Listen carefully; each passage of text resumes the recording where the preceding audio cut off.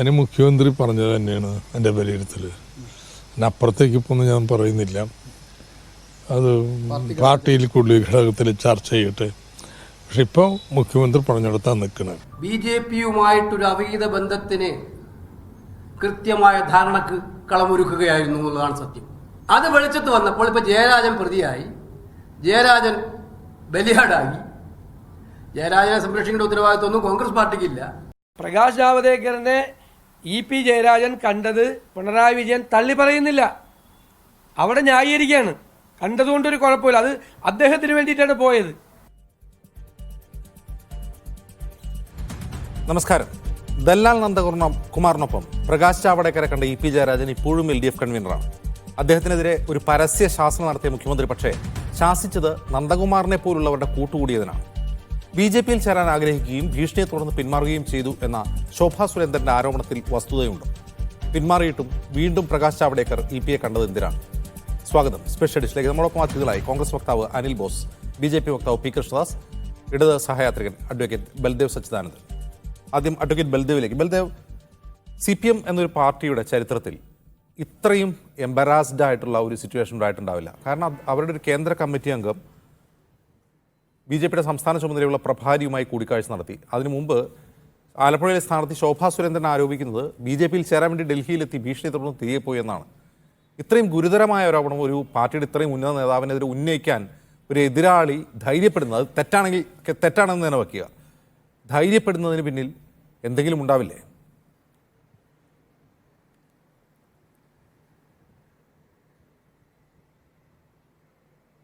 Advocate Baldev.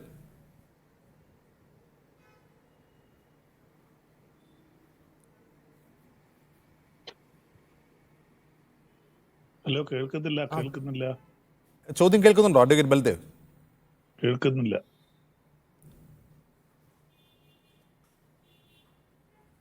ഞാൻ വരാം, അങ്ങയിലേക്ക് വരാം. P. കൃഷ്ണദാസ്, ഇവിടെ ശോഭാ സുരേന്ദ്രൻ പേര് പറയാതെ ഒരു വെടിപൊട്ടിക്കുകയാണ് 4 ദിവസം മുമ്പ് ഉണ്ടായത്. പിന്നീട് അത് കറങ്ങി തിരിഞ്ഞ അവസാനം അത് EP ജയരാജൻ അത് സമ്മതിക്കുന്ന സ്ഥിതിയിലേക്ക് എത്തി. യഥാർത്ഥത്തിൽ അത് വെളിപ്പെടുത്തിയ ദല്ലാൽ നന്ദകുമാറിനോടുള്ള അടങ്ങാത്ത പക ശോഭാ സുരേന്ദ്രൻ്റെ വാർത്താ സമ്മേളനത്തിൽ നമുക്ക് കാണാം. അത് വെളിപ്പെടുത്തിയത് ഒരു തെറ്റായ സ്ട്രാറ്റജിയായി BJP വിലയിരുത്തുന്നുണ്ടോ?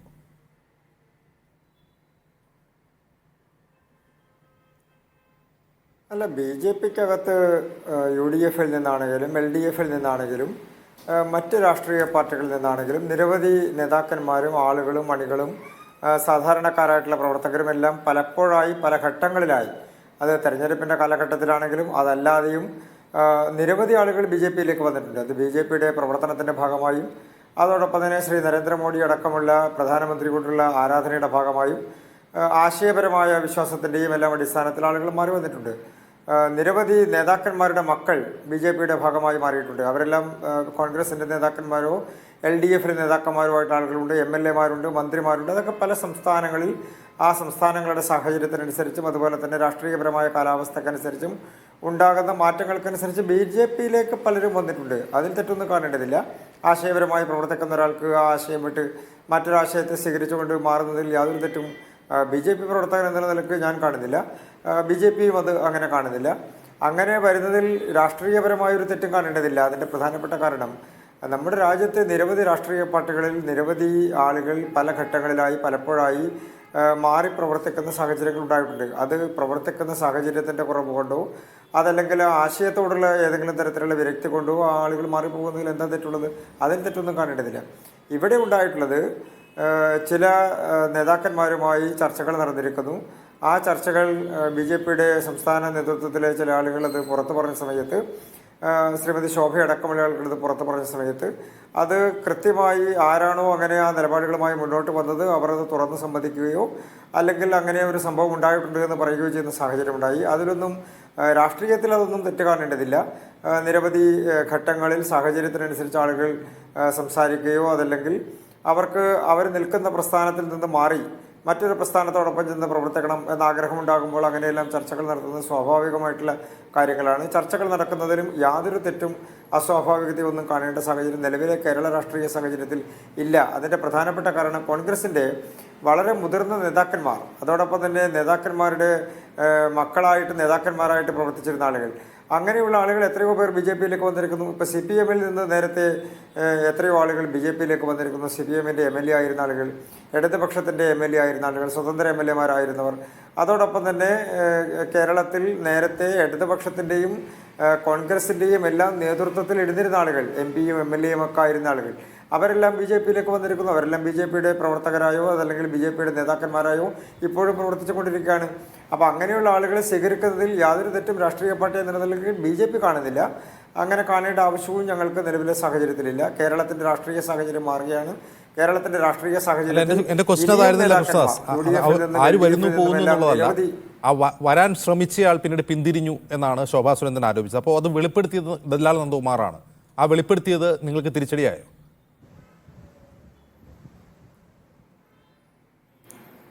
അല്ല, അതിനെ നമ്മൾ അങ്ങനെ കാണേണ്ടതില്ല. അതിൻ്റെ പ്രധാനപ്പെട്ട കാരണം ചില ആളുകൾ ചില രാഷ്ട്രീയപരമായ സംവാദങ്ങളോ അല്ലെങ്കിൽ രാഷ്ട്രീയപരമായ ചർച്ചകളോ ഒക്കെ നടത്തിയതിന് ശേഷം അവർക്ക് വരാനോ വരാതിരിക്കാനോ അവരുടെ സാഹചര്യത്തിനനുസരിച്ച് മാറ്റങ്ങൾ വരുത്താനൊക്കെയുള്ള അവകാശം അവർക്കുണ്ട്.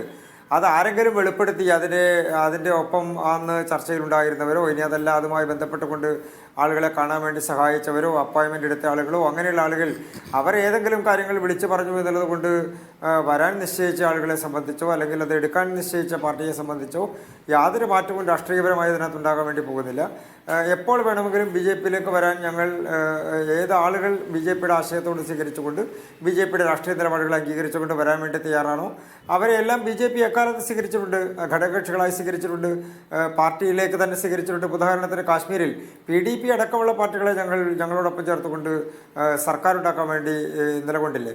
അപ്പോൾ ബി ജെ പിയെ സംബന്ധിച്ച് ഒരു രാഷ്ട്രീയ പാർട്ടിയും ഒരു പ്രവർത്തകനും ഒരാളും അതിന് രാഷ്ട്രീയമോ സാമുദായികമോ ഏതെങ്കിലും തരത്തിലുള്ള വ്യത്യാസം ബി ജെ പി കാണുന്നില്ല. ഏതൊരാൾക്കും ബി ജെ പിയിലേക്ക് വരാനുള്ള സർവ്വസ്വാതന്ത്ര്യമുണ്ട്.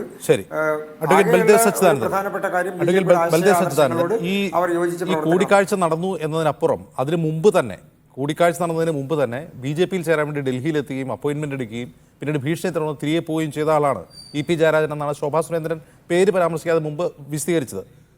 അങ്ങനെയൊക്കെ ഒരു ആരോപണം അത് തെറ്റാണെന്ന് തന്നെ വയ്ക്കുക, ആ മുഖവിലക്കെടുക്കേണ്ട നിങ്ങളുടെ രാഷ്ട്രീയ ശത്രുക്കൾ പറഞ്ഞാണ് തെറ്റാണ്. പക്ഷെ അങ്ങനെ ഒരു ആരോപണം ഉന്നയിക്കാൻ മാത്രം ഒരു സ്ഥിതിയിലേക്ക് EP ജയരാജൻ പോയോ? EP ജയരാജനെതിരെ ഒരു നടപടി അനിവാര്യമല്ലേ പാർട്ടിക്കകത്ത്? EP ജയരാജനെതിരെ ഉള്ള ഒരു പ്രശ്നമല്ല ഇപ്പോൾ ചർച്ച വരുന്നത്. ഇത് മാസങ്ങൾക്ക് മുമ്പാണ് ഈ BJPയുടെ നേതാവും EP ജയരാജനായിട്ട് കണ്ടുവെന്ന് പറയുന്നത്. രണ്ട് നേതാക്കന്മാർ തമ്മിൽ കാണുന്നത് ശ്രീകൃഷ്ണദാസ് പറഞ്ഞതുപോലെ ഒരു തെറ്റൊന്നുമല്ല. നവംബർ മാസം 1-ാം തീയതി 2023 നവംബർ മാസം 1-ാം തീയതി BJPയുടെ കുറേയധികം നേതാക്കൾ അന്ന് കേരളപ്പിറവി ദിനമാണ് എൻ്റെ വീട്ടിൽ വന്നു. ഞാൻ ചോദിച്ചു എന്താ നിങ്ങളുടെ വരവിന്റെ ഉദ്ദേശം? അവർ പറഞ്ഞു ഒന്നുമില്ല, കുറെ നേതാക്കന്മാരൊന്ന് കാണാൻ വന്നുവെന്ന് മാത്രമേ. അപ്പൊ അങ്ങനെ ഒരു നേതാവ് മറ്റൊരു നേതാവിനെ കണ്ടതുകൊണ്ട് അദ്ദേഹം ആ പാർട്ടി വിടാൻ പോകുന്നു എന്നൊക്കെ പറയുന്നത് അത് മാത്രമല്ല, ഇത് കൊണ്ടുവന്ന ഈ ആരോപണം കൊണ്ടുവന്ന ദിവസത്തിനൊരു പ്രത്യേകതയുണ്ട്. കേരളത്തിൽ ഇടതുപക്ഷ ജനാധിപത്യ മുന്നണിക്ക് വളരെയധികം മുൻതൂക്കം ലോക്സഭാ തെരഞ്ഞെടുപ്പിൽ കിട്ടുമെന്ന് ബോധ്യമായപ്പോൾ അത് ഏതെല്ലാം രീതിയിൽ ഇല്ലാതാക്കാൻ ശ്രമിക്കുന്നു. അതിന്റെ ശ്രമഫലത്തിന്റെ ഭാഗമായിട്ടാണ് ഇതിന് പിന്നിൽ ശക്തമായ ഒരു ഗൂഢാലോചനയുണ്ട്. കോൺഗ്രസും BJPയും കൊണ്ടുള്ള ഗൂഢാലോചന എന്നാണ് ഞങ്ങൾക്കത് മനസ്സിലാക്കാൻ കഴിയും. ഞാൻ തടസ്സപ്പെടുത്തില്ല, ഞാനൊരു കാര്യം ചോദിച്ചോട്ടെ. ഈ അങ്ങനെ ശ്രമിക്കുന്ന ഒരാളാണ് ഈ ദല്ലാൽ നന്ദകുമാറെങ്കിൽ ഈ ദല്ലാൽ നന്ദകുമാറിന്റെ അടുത്ത സുഹൃത്താണ് EP ജയരാജൻ. രാജ്ഭവൻ മാർച്ച് ഒഴിവാക്കി LDF കൺവീനർ കാണാൻ പോകുന്ന അദ്ദേഹത്തിന്റെ അമ്മയുടെ സപ്തതി ചടങ്ങിലാണ്. അദ്ദേഹവുമായി സൗഹൃദമുള്ളതുകൊണ്ടാണ് പ്രകാശ് ജാവ്ദേക്കറെ കൂട്ടി അയാൾക്ക് EP-യുടെ മകന്റെ ഫ്ലാറ്റിലേക്ക് ചെല്ലാൻ കഴിയുന്നത്. അപ്പോൾ ഇങ്ങനെ ഒരാളുമായി സൗഹൃദം പാർട്ടിക്കകത്ത് തന്നെ വിവാദമായിട്ട് മുഖ്യമന്ത്രി പിണറായി വിജയൻ തന്നെ ആട്ടി ഓടിച്ച ആളാണ് ഞാൻ എന്ന് പറഞ്ഞിട്ട് അയാളുമായി സൗഹൃദം തുടരുകയാണ് EP ജയരാജൻ. അല്ല, സൗഹൃദ ബന്ധങ്ങൾ എപ്പോഴും ഇവിടെ നേരത്തെ പറഞ്ഞു പോലെ സൗഹൃദ ബന്ധങ്ങൾ ചില വ്യക്തികൾ തമ്മിലുള്ള സൗഹൃദ ബന്ധങ്ങൾ തുടരാം. പക്ഷെ ഇതെല്ലാം നന്ദകുമാറിന്റെ കാര്യം നമ്മൾ ചർച്ചയ്ക്കെടുക്കേണ്ട വിഷയമില്ല. കാരണം അദ്ദേഹത്തിന്റെ സ്വഭാവവും അദ്ദേഹത്തിന് എന്തുമാത്രം വിധേയത്വമുണ്ടെന്നും അദ്ദേഹത്തിന്റെ ക്രെഡിബിലിറ്റിയും ഒക്കെ ഇവിടുത്തെ എല്ലാ രാഷ്ട്രീയ പ്രസ്ഥാനങ്ങൾക്കും എല്ലാ സാംസ്കാരിക സംഘടന എല്ലാവർക്കും അറിയാം ആരാണ് ദല്ലാൽ നന്ദകുമാർ. അതുകൊണ്ട് നന്ദകുമാറിന്റെ വചനങ്ങളെ കുറിച്ചോ അദ്ദേഹത്തിന്റെ ക്രെഡിബിലിറ്റിയെ കുറിച്ച് നമ്മൾ ചോദിക്കേണ്ട ആവശ്യമില്ല. ജയരാജൻ അദ്ദേഹത്തിന്റെ വീട്ടിൽ പോയിട്ടുണ്ടാകാം. നിങ്ങൾ പറഞ്ഞതുപോലെ അദ്ദേഹത്തിന് ഈ ഒരു പരിപാടിയുള്ള ദിവസം അദ്ദേഹം ഈ നന്ദകുമാറിന്റെ വീട്ടിൽ പോയിട്ടുണ്ട്. അതൊന്നും EP ജയരാജൻ എന്ന് പറഞ്ഞ് കേരളത്തിലെ ഏറ്റവും തലമുതിർന്ന ബഹുമാനപ്പെട്ട പിണറായി വിജയൻ കഴിഞ്ഞാൽ ഏകദേശം 2-ാം സ്ഥാനത്ത് നിൽക്കുന്ന കമ്മ്യൂണിസ്റ്റുകാരനാണ്. അദ്ദേഹം ഒരിക്കലും BJPയിലേക്ക് പോകാൻ ചർച്ച നടത്തിയെന്ന് പറഞ്ഞാൽ അതൊരിക്കലും നമുക്ക് അതിനെ അംഗീകരിക്കാൻ പറ്റുന്നില്ല. അപ്പോൾ അതിനകത്ത് തീർച്ചയായിട്ടും ഈ ലോകസഭ അല്ലെങ്കിൽ തന്നെ മറ്റു കാര്യം ഞാൻ ചോദിച്ചോട്ടെ, എന്തുകൊണ്ട് ഈ സംഭവം നടന്ന് ഇത്രയും നാളായിട്ട് നാളിതുവരെ ഇങ്ങനെ നടന്നിട്ടുണ്ടെങ്കിൽ എന്തുകൊണ്ട് അത് പറഞ്ഞില്ല? അപ്പോൾ അത് പറയാതെ ഇരുന്നത് മനഃപൂർവ്വമായിട്ട് ഇങ്ങനെ ഒരു പ്രത്യേക സാഹചര്യം സൃഷ്ടിച്ച് അത് ഇടതുപക്ഷത്തിനെതിരെയുള്ള ഒരു ആയുധമാക്കാനായിട്ടുള്ള ഒരു ഉപയോഗം മാത്രമായിരുന്നു. നമുക്കറിയാം ഇപ്പൊ തന്നെ ഇടതുപക്ഷത്തിനെതിരെ ആയുധമായത് എങ്ങനെയാണ് അഡ്വക്കേറ്റ് ബൽദേവ്? ഈ പറയുന്ന ഈ ഒരു ദല്ലാളുമായി, ഒരു പവർ ബ്രോക്കറുമായി സൗഹൃദം തുടരുന്നു, അത് വിവാദമായിട്ടും സൗഹൃദം തുടരുന്നു. ഒന്ന്. രണ്ട്, ഇങ്ങനെ ഒരു ആരോപണം വരുമ്പോൾ പോളിംഗ് ദിവസം രാവിലെ തന്നെ അങ്ങനെ നടന്നിട്ടുണ്ട് എന്നങ്ങ് സമ്മതിക്കുന്നു. ആരാണ് ഈ പാർട്ടിയെ പ്രതിസന്ധിയിലാക്കുന്നത്? അല്ല, അത് യാഥാർത്ഥ്യം. ഞാൻ പറഞ്ഞല്ലോ, നവംബർ മാസം 1-ാം തീയതി BJPയുടെ ചാനൽ ചർച്ചയിൽ വരുന്ന കുറെ നേതാക്കന്മാർ എന്റെ വീട്ടിൽ വന്ന് 2 വണ്ടി നിറച്ചാ വന്നേ. അപ്പൊ അവരെന്നെ വന്ന് ഞാൻ BJPയിലേക്ക് പോകാനോ അവരെന്നെ ക്ഷണിക്കാനോ അല്ല വന്നത്. അവിടെ ഞാൻ ചോദിച്ചാൽ പറഞ്ഞു, ഞങ്ങൾ ഒരു പക്ഷേ പിടിക്കുന്ന BJP നേതാവിനും അറിയായിരിക്കും, നവംബർ 1 കേരളപ്പിറവിന് ഞങ്ങൾ ഒരു സൗഹൃദ സംഭാഷണം എന്നുള്ളതിൽ ചില കുടുംബങ്ങൾ സന്ദർശിക്കുന്നു. അതിനകത്ത് ഇടതുപക്ഷത്തിന്റെ നേതാക്കന്മാരും ഉണ്ടാവും. അങ്ങനെ വന്നതുകൊണ്ട് നാളെ അങ്ങോട്ട് മാറിയതുകൊണ്ട് ഞാൻ LDF നിൽക്കുന്ന ഒരു നേതാവ് ഞാൻ BJPയിലേക്ക് പോകാൻ പറയാൻ പറ്റൂ? അപ്പോൾ ജയരാജനെ ആരെല്ലാം വന്ന് കാണും, അവർ രാഷ്ട്രീയ നേതാക്കന്മാരാണ്. എന്തിന് നമ്മുടെ കേരള മുഖ്യമന്ത്രി വന്ന് കണ്ടത് ഈ സംസ്ഥാന ചുമതലയുള്ള പ്രഭാരിയാണ്, വെറുതെ ഒരാളല്ല. അദ്ദേഹം ഡൽഹിയിൽ പോയിട്ടുണ്ട്. അദ്ദേഹം ഡൽഹിയിൽ പോയി BJPയിൽ ചേരാൻ ശ്രമിച്ചിട്ടുണ്ട് എന്ന് പറയുന്നത് ഈ ദക്ഷിണേന്ത്യൻ സംസ്ഥാനങ്ങളിൽ ഇത്തരം പരിപാടിക്കായി BJP നിയോഗിച്ച ശോഭാ സുരേന്ദ്രനാണ് ആരോപണം ഉന്നയിക്കുന്നത്. ഇത് വെറുതെ പോകുന്ന വഴി വീട്ടിൽ കയറിയതാണെന്ന് പറഞ്ഞാൽ ആര് വിശ്വസിക്കാനാണ്? അല്ല, അത് ഞാൻ പറഞ്ഞ ഉദാഹരണമല്ല. നമ്മുടെ കേരള മുഖ്യമന്ത്രി, ബഹുമാനപ്പെട്ട മുഖ്യമന്ത്രി, ഇന്ത്യയുടെ പ്രധാനമന്ത്രി പോയി കാണുന്നില്ലേ? അദ്ദേഹം കൊല്ലത്ത് കേരളത്തിൽ വന്ന് പോയി കണ്ടില്ലേ? അപ്പൊ മുഖ്യമന്ത്രി പ്രധാനമന്ത്രി പോയി കാണുന്ന പോലെയാണോ പ്രകാശ് ജാവ്ദേക്കർ EP ജയരാജനെ പോയി കാണുന്നത്? അദ്ദേഹം മുഖ്യമന്ത്രി മാത്രമല്ല, CPM-ന്റെ പോളിറ്റ് ബ്യൂറോ മെമ്പർ കൂടിയാണ്. അപ്പൊ നിങ്ങൾക്ക് വേണേ ആ ആംഗിളിൽ കാണാമല്ലോ. അപ്പൊ അതൊന്നും അല്ല. തീർച്ചയായിട്ടും EP ജയരാജൻ അങ്ങനെ എന്ത് പദവിയാ ഉള്ളത്? പ്രകാശ് ജാവ്ദേക്കർക്ക് എന്ത് പദവിയാ ഉള്ളത് അങ്ങനെ കാണാൻ? അങ്ങനെ അവർ ജനപ്രതിനിധികളാണോ രണ്ടുപേർ? ജനപ്രതിനിധികളാകണമെന്നില്ലല്ലോ. 2 സുഹൃത്തുക്കൾ തമ്മിൽ കാണുകയോ സംസാരിക്കുകയോ ചെയ്യുന്നതിന് അതിനെ ആ അർത്ഥം നമ്മൾ ഒരിക്കലും കണ്ട. അങ്ങനെയാണെങ്കിൽ ഇവിടെ കോൺഗ്രസിന്റെ നേതാക്കന്മാർക്കോ കമ്മ്യൂണിസ്റ്റ് പാർട്ടിയുടെ നേതാക്കന്മാർക്കോ ഒരിക്കലും കാണാൻ പറ്റില്ല. ഒരു KPC പ്രസിഡന്റ് നാളെ CPM-ന്റെ നേതാവിനെ MP ഗോവിന്ദനെ കണ്ട് സംസാരിച്ചാൽ KPC പ്രസിഡന്റ് അങ്ങോട്ട് പോകുന്നതാണ് എന്റെ അർത്ഥം. അതൊന്നും ഒരിക്കലും നമുക്ക് അങ്ങനെ പറയാൻ പറ്റില്ല. നാളെ MP ഗോവിന്ദൻ തിരിച്ച് KPC ഓഫീസിൽ പോയി അദ്ദേഹത്തിനെ കണ്ടാൽ എന്തിനാണ്? പക്ഷേ KPCC പ്രസിഡന്റ് K സുധാകരൻ നാളെ അമിത്ഷായെ കാണാൻ ശ്രമിച്ചു എന്ന് ഒരു ആരോപണം വന്നാൽ നിങ്ങൾ എങ്ങനെയായിരിക്കില്ല പ്രതികരിക്കുക? അല്ല, അത് തിരിച്ചുകൊണ്ടല്ലോ. നമുക്ക് ഇവിടെ തന്നെ നിങ്ങൾ ഒരാഴ്ചക്ക് മുമ്പ് ചർച്ച ചെയ്ത വിഷയമുണ്ട്. ഞങ്ങളുടെ കൊല്ലം ജില്ലയിലെ MP ആയിരുന്ന പ്രേമേന്ദ്രൻ, അദ്ദേഹം ഇന്ത്യൻ പ്രധാനമന്ത്രിയായിട്ട് അദ്ദേഹം കാറ്റിന് ചായ കുടിക്കാനും അത് ചർച്ചയായപ്പോൾ നിങ്ങൾ പറഞ്ഞ എന്താ, ഇവിടെ ഒരു MP-ക്ക് പ്രധാനമന്ത്രി ചായ കുടിക്കാൻ വിളിക്കാൻ പൊയ്ക്കൂടെ? ശരിയാണ്, ഞങ്ങൾ അതിന് എതിർക്കുന്നില്ല. അപ്പോൾ അതൊരു ചർച്ചയായിട്ട് വന്നു. അദ്ദേഹം BJPയിലേക്ക് പോകാൻ പറഞ്ഞു. ഒരു ചർച്ച വന്നു, ഒരു വശത്ത് അതല്ല എന്ന് പറഞ്ഞു. അപ്പൊ നിങ്ങൾ അതിനെ ന്യായീകരിച്ചത്, പത്രമാധ്യമങ്ങൾ എല്ലാവരും ന്യായീകരിച്ചത്, ഇന്ത്യയിലെ ഒരു MP ഇന്ത്യയുടെ പ്രധാനമന്ത്രി വിളിച്ചപ്പോൾ പോയി ഒരു ചായ കുടിച്ചു, അത് ഒരു രാഷ്ട്രീയ മാറ്റമായിട്ട് അതിനെ കാണണ്ട എന്ന് പറഞ്ഞു. അതുപോലെയുള്ളൂ. EP ജയരാജന്റെ വീട്ടിൽ ഒരുപക്ഷെ കേരളത്തിന്റെ ചുമതലയുള്ള BJPയുടെ ഒരു ദേശീയ നേതാവ് വന്നു, അദ്ദേഹത്തിന്റെ വീട്ടിൽ വന്നു, ഒരു ചായ കുടിച്ചു, അദ്ദേഹത്തിന്റെ മകനുമായി സംസാരിച്ച് പോയി. ഇതാണ് ഇവിടുത്തെ വിഷയം. ഇതൊന്നും EP ജയരാജൻ CPM വിട്ട് BJPയിലേക്ക് പോകുന്നതിന് വേണ്ടിയൊന്നുമല്ല. പിന്നെ BJPക്കാരെ സംബന്ധിച്ചൊരു പ്രത്യേകതയുണ്ട്. അവിടെ നേരത്തെ പറഞ്ഞതുപോലെ അവര് എങ്ങനെയും ആളിനെ കൊണ്ടുവരികയും അങ്ങനെ നേരിട്ട് വരാത്തവരെ അവരുടെ 2 ആയുധമുണ്ട്, ഒന്ന് ED-യും ഒന്ന് CBI. അത് ഉപയോഗിച്ച് വരട്ടി കൊണ്ടുവന്നു. പക്ഷെ കേരളത്തിലെ കമ്മ്യൂണിസ്റ്റുകാരെയും അങ്ങനെ വരട്ടി കൊണ്ടുപോകാൻ പറ്റില്ല. കാരണം ആ രീതിയിലുള്ള കേസുകളൊന്നും കേരളത്തിലെ കമ്മ്യൂണിസ്റ്റുകാരുടെ പേരില്ല. അനിൽ ബോസ്, 2 രാഷ്ട്രീയ പാർട്ടികളിൽ പ്രവർത്തിക്കുന്ന നേതാക്കൾ അവർ പരസ്പരം സൗഹൃദ സന്ദർശനം നടത്തുകയോ സംസാരിക്കുകയോ ചായ കുടിക്കുകയോ ചെയ്യുന്നതിനെയൊക്കെ പിന്നീട് ഞങ്ങൾ അങ്ങനെ ചായ കുടിച്ചത് ഞങ്ങളുടെ പാർട്ടിയിലേക്ക് ക്ഷണിക്കാനാണ് എന്ന് പറയുന്ന തരം ബ്ലാക്ക് മെയിലിംഗ് ആണ് തെരഞ്ഞെടുപ്പ് കാലത്ത് എന്നാണ് ബൽദേവ് സച്ചിദാനന്ദൻ വാദിക്കുന്നത്.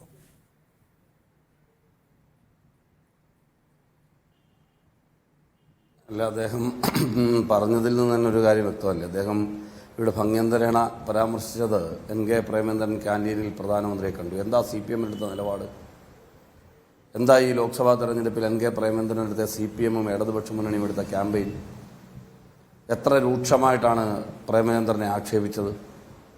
വസ്തുതകളുടെ കണിക, ഒരംശം അതുപോലും ഇല്ലാത്ത വിഷയം ചൂണ്ടിക്കാണിച്ച് എത്രത്തോളം ഭീകരമായ ആക്രമണമാണ് പൊതു ഇടത്തിലും സൈബറിടത്തിലും CPM നടത്തിയത്?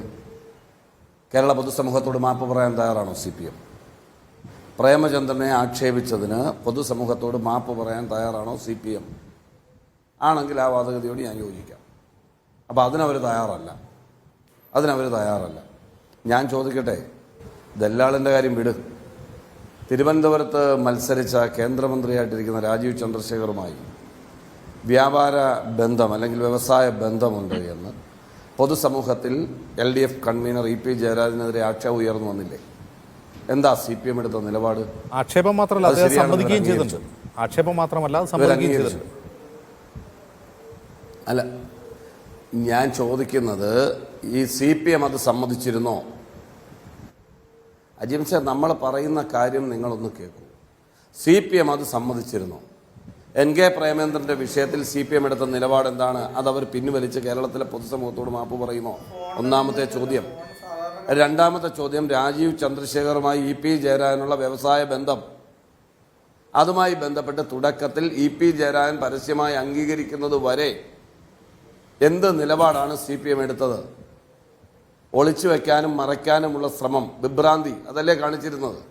പ്രതിപക്ഷ നേതാവ് അടക്കമുള്ള ആളുകൾ കൃത്യമായ രേഖകൾ സഹിതം പത്രസമ്മേളനം നടത്തിയതിന് ശേഷമല്ലേ EP ജയരാജൻ പൊതുസമൂഹത്തോട് അത് സമ്മതിച്ചത്? അല്ലേ? ഇപ്പോൾ EP ജയരാജനെ ഇവർ എന്താ പറയുക, ഇത്തരം ആളുകളുമായി സമ്പർക്കപ്പെടാൻ പാടില്ല, കൂടുതൽ ജാഗ്രത കാണിക്കണം എന്ന് പറയുന്നത് കേരളത്തിൻ്റെ മുഖ്യമന്ത്രിയുടെ നിസ്സഹായതയാണ് വ്യക്തമാക്കുന്നത്. അദ്ദേഹവും കണ്ടിട്ടുണ്ട്, EP ജയരാജനും കണ്ടിട്ടുണ്ട്. കണ്ടതിന് വ്യക്തമായ കാരണങ്ങളുണ്ട്. ഇവർക്ക് കൊടുക്കൽ വാങ്ങൽ രാഷ്ട്രീയമുണ്ട്, ഇവരുടെ ഡിമാൻഡുകളുണ്ട്. അതിൻ്റെ നെഗോസിയേഷനാണ് നടന്നിട്ടുള്ളത്. ഇപ്പം എന്താ പ്രശ്നം? EP ജയരാജൻ അത് ഈ തെരഞ്ഞെടുപ്പിന് മുമ്പ് സമ്മതിക്കുമെന്ന് CPM കേന്ദ്രങ്ങൾ വിശ്വസിച്ചിരുന്നില്ല. CPMനെയും CPM നേതാക്കളെയും മുൻകാലത്ത് കണ്ട് വിലയിരുത്തിയിരുന്നവരെ പോലും അത്ഭുതപ്പെടുത്തിക്കൊണ്ടാണ് EP ജയരാജൻ കുറ്റസമ്മതം നടത്തിയത്. ഞാൻ കണ്ടു എന്നത് സ്ഥിരീകരിച്ചത്. ആ കാര്യത്തിൽ തർക്കമൊന്നുമില്ലല്ലോ. ആ കാര്യത്തിൽ CPMന് ആകുലതയുണ്ട്. അതുകൊണ്ടാണല്ലോ ഐസക്കിനെ പോലുള്ള ആളുകളടക്കം അത് കമ്മിറ്റി പരിശോധിക്കുമെന്ന് പറഞ്ഞത്. കാര്യവും കാമ്പും ഇല്ലെങ്കിൽ എന്തിനാണ് കമ്മിറ്റി പരിശോധിക്കുന്നത്? കേവലം ഒരു സന്ദർശനമാണെങ്കിൽ, കേവലം ഒരു ചായ കൂടി മാത്രമാണെങ്കിൽ എന്തിന് CPM ചർച്ച ചെയ്യണം? CPM സംസ്ഥാന സെക്രട്ടേറിയറ്റ് ഈ വിഷയം ചർച്ച ചെയ്യണം. ഇവിടെ ഇപ്പോൾ ഉള്ള ഒറ്റ കാര്യം മാത്രമേ ഉള്ളൂ, മുഖ്യമന്ത്രി ഡബിൾ റോളിലാണ്. എന്താണ് മുഖ്യമന്ത്രി ഡബിൾ റോളിൽ? ഒന്ന്, ലാവ്ലിൻ കേസടക്കം, കരുവണ്ണൂർ ബാങ്ക് തട്ടിപ്പ് കേസടക്കം, മുഖ്യമന്ത്രിക്കും കുടുംബത്തിനുമെതിരെ വന്നിട്ടുള്ള അലിഗേഷൻ അടക്കമുള്ള മുഴുവൻ കേസുകളും സെറ്റിൽ ചെയ്യാം. അതിനുള്ള മീഡിയേഷനാണ്. മുഖ്യമന്ത്രിയുടെ അറിവോടുകൂടിയാണ് EP ജയരാജൻ പോയിട്ടുള്ളത്. ഇപ്പോൾ ഈ തെരഞ്ഞെടുപ്പിന്റെ സന്ദർഭത്തിൽ ഇത് വിവാദമായപ്പോൾ, CPM പ്രതിക്കൂട്ടിലായപ്പോൾ ജയരാജനെ കൈയൊഴിയുന്നതിന്റെ തുടക്കം. അതുമാത്രമല്ല, കേരളത്തിലെ 20 സീറ്റുകളിൽ ഉണ്ടാകാൻ പോകുന്ന കൃത്യമായ പരാജയം തിരിച്ചറിഞ്ഞ് ആ പരാജയത്തിന്റെ ഉത്തരവാദി താനല്ല, മുഖ്യമന്ത്രിയായ താനോ തൻ്റെ കുടുംബമോ തൻ്റെ പിണിയാളുകളായി നിൽക്കുന്ന മാർക്സിസ്റ്റുകാരോ അല്ല, ഈ പാപഭാരം കൂടി പാവം EP ജയരാജന്റെ തലയിൽ കെട്ടിവെക്കാനുള്ള ശ്രമത്തിന്റെ ഭാഗമാണ് ഈ ജാഗ്രത കുറവ് എന്ന് പറയുന്ന അദ്ദേഹത്തിന്റെ അഭിപ്രായം. ഒരു വശത്ത് അദ്ദേഹത്തെ തൻ്റെ സംരക്ഷണത്തിനായിട്ട് ഉപയോഗിക്കുക, വീണിടം വിഷ്ണുലോകം എന്ന നിലയിൽ ഇപ്പോൾ എന്താ സ്ഥിതി? ഈ തെരഞ്ഞെടുപ്പിന്റെ അന്തരീക്ഷത്തിൽ കൂടുതൽ CPM പ്രതിക്കൂട്ടിലാകുമ്പോൾ പരാജയം തിരിച്ചറിഞ്ഞ പാപഭാരം കൂടി EP ജയരാജനിൽ കെട്ടിവെക്കുക. അതാണ് ഞാൻ ഡബിൾ റോൾ എന്ന് പറഞ്ഞത്. മുഖ്യമന്ത്രി ഡബിൾ റോളിലാണ്, തള്ളാനും കൊള്ളാനും മേലാത്ത അവസ്ഥയിലാണ്. തൻ്റെ രക്ഷയ്ക്ക് വേണ്ടിയാണ് ജയരാജനെ ദൂതനാക്കിയത്. അപ്പൊ ഇത് വ്യാപകമായി കേരളത്തിൽ ഗുരുതരമായ പ്രത്യയശാസ്ത്രപരമായി അടിയുറച്ചു നിൽക്കുന്നു എന്ന് വിശ്വസിക്കുന്ന CPM കേന്ദ്രങ്ങളിൽ ഞെട്ടലുണ്ടാക്കിയിട്ടുണ്ട്. കോൺഗ്രസിന് കൈപ്പത്തിക്ക് കുത്തിയാൽ താമര വിരിയും, ആയിരുന്നില്ലേ ഇവരുടെ നരേഷൻ അതായിരുന്നില്ലേ? ഇവർ ആ നരേറ്റീവ് സൃഷ്ടിക്കാനല്ലേ ശ്രമിച്ചത്? ഞാൻ ചോദിക്കട്ടെ, ഈ ചർച്ചയിൽ പങ്കെടുക്കുന്ന CPMന് വേണ്ടിയാണല്ലോ ഇടത് സഹയാത്രികൻ സംസാരിക്കുക. അദ്ദേഹം ഇതിനു മുമ്പ് ഏത് പാർട്ടിയിലായിരുന്നു? വ്യക്തിപരമായി പറയുന്നത് ശരിയല്ല, എനിക്ക് ആ രീതി ഉള്ളതല്ല. ഞാൻ ചോദിക്കുക, അദ്ദേഹം BJPയുടെ ഭാഗമല്ലായിരുന്നു? എനിക്ക് കൃത്യമായ ബോധ്യമുണ്ട്. അദ്ദേഹം BJPയിൽ നിന്നാണ് ഇടതുപക്ഷ സഹയാത്രികനായത്. അപ്പൊ രാഷ്ട്രീയത്തിൽ ആശയപരമായി അങ്ങോട്ടും ഇങ്ങോട്ടും മാറുന്നതല്ല ഇവിടുത്തെ പ്രശ്നം. BJP പ്രതിനിധി പറഞ്ഞു, CPM പ്രതിനിധി പറഞ്ഞു, ഞാൻ ചർച്ചയിൽ പങ്കെടുത്താൽ ഞാനും പറയും. ആശയപരമായ ആളുകൾ മാറുന്നത് നമുക്ക് മനസ്സിലാവും. പക്ഷെ ആവലാതികൾ പരിഹരിക്കാൻ വേണ്ടി മാറുന്നതാണ് ചർച്ച ചെയ്യപ്പെടുന്നത്. കേസിൽ പ്രതിയാകുമ്പോൾ അതിൽ നിന്ന് രക്ഷ നേടാൻ വേണ്ടി ശ്രമിക്കുന്നിടത്ത് ഉള്ള രാഷ്ട്രീയ മാറ്റമാണ് രാജ്യം ചർച്ച ചെയ്യുന്നത്. അല്ലാതെ വിപ്ലവാത്മകമായ ഏതെങ്കിലും ഒരു സമീപനത്തിന്റെ പേരിൽ പാർട്ടിയിൽ ഉണ്ടായ ഉൾപ്പാട്ട് രാഷ്ട്രീയത്തിന്റെ പേരിൽ ഒരു പൊതുധാര ഉയർന്നു വരികയും മറ്റ് പാർട്ടികൾ ഉണ്ടാക്കുകയോ പാർട്ടികളിൽ പോവുകയോ ഒക്കെ ചെയ്യുന്ന പുതുമയുള്ള കാര്യമല്ലെന്നേ. BJPയിലേക്ക് മാത്രമല്ലല്ലോ ആളുകൾ പോയിട്ട്. BJPയുടെ എത്രയോ MLAമാരും MP മാരും മുഖ്യമന്ത്രിമാരായിട്ടിരുന്നവരും അടക്കമുള്ള എത്രയോ പേര് കോൺഗ്രസിലേക്ക് വന്നു. ഈ ഉജ്ജ്വല കാലഘട്ടത്തിൽ BJPയുടെ സുവർണ കാലഘട്ടം എന്നല്ലേ, ഏറ്റവും ശക്തിമാന്മാരായി നിൽക്കുന്ന ഈ കാലഘട്ടത്തിൽ എത്രയോ ആളുകൾ ഞങ്ങളിലേക്ക് വന്നു. അവരുടെ മുന്നണി 40 പാർട്ടികളാണ് കഴിഞ്ഞ തെരഞ്ഞെടുപ്പ് മത്സരിച്ച്. 2 പാർട്ടികൾ ഇങ്ങനെ പോകുന്നില്ലേ? അപ്പൊ കയ്യൂക്കുള്ളവൻ കാര്യക്കാരനെന്ന സമീപനമുള്ളപ്പോഴും അവരെ സഹിക്കാൻ പറ്റാത്ത ആളുകളും നേതാക്കളും പാർട്ടികളും ഇന്ത്യയിൽ BJP-യോടൊപ്പം അവരൊക്കെ വിട്ടിട്ടുണ്ട്, അവരൊക്കെ വിട്ടു പോന്നിട്ടുണ്ട് മറ്റു പാർട്ടികളിലേക്ക്. അപ്പൊ പാർട്ടിയിൽ ആശയപരമായ നയപരമായ വ്യതിയാനത്തിന്റെ പേരിൽ ആളുകൾ മാറുന്നതും ED case, CBI case, Lavalin case, Karuvannur case തുടങ്ങി ഇങ്ങോട്ട് വരുന്ന കേസുകളുടെയും സ്വർണ്ണക്കടത്ത് കള്ളക്കടത്ത് കേസുകളുടെയും സെറ്റിൽമെന്റിന്റെ ഭാഗമായിട്ട് ആളുകൾ മാറുന്നതും രണ്ടും രണ്ടായി കാണണം. അത് ആശയപരമല്ല, ആമാശയപരമാണ്. അത് ആശയപരമായ നിലപാട് മാറ്റമല്ല ജിംസെ, ആമാശയപരമാണ്. അതിപ്പോൾ ആർക്കാണ് ആവശ്യം? ഇന്ത്യ ഗവൺമെന്റ് സംരക്ഷണം ഇപ്പോൾ ആർക്കാണ് ആവശ്യം?